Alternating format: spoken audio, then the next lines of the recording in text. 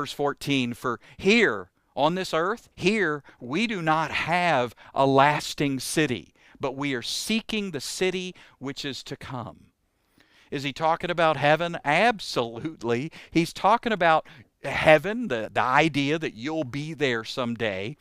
But there's also a deeper truth here, that we represent heaven, that we are ministers of the new covenant, that we are at a deeper place because we've been taken out of the flesh and put in the spirit. We've been raised up and seated in heavenly places. This is like when Jesus told them to store up treasures in heaven. You remember that?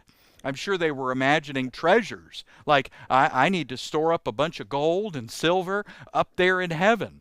But that's not what Jesus was saying. He was talking about a heavenly perspective, that our circumstances are down here, but we're raised and seated with Christ up here. And we get to look down at those circumstances with a whole new perspective, because not everything matters like we think it matters at first.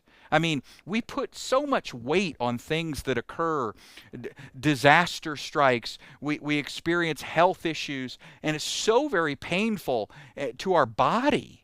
And yet, it's not lasting, at least in terms of eternity. Eventually, our story about that occurring in our lives, it's going to be one sentence in a paragraph, in a book, in a novel, in many volumes of all the things that you have experienced with Christ Jesus. Just think about that. Some of the hardest things you've ever gone through will one day be a single sentence in the atlas, in the novel, in the volumes and volumes of books that might store how you have been impacted by Jesus Christ. We have eternity to celebrate all of that.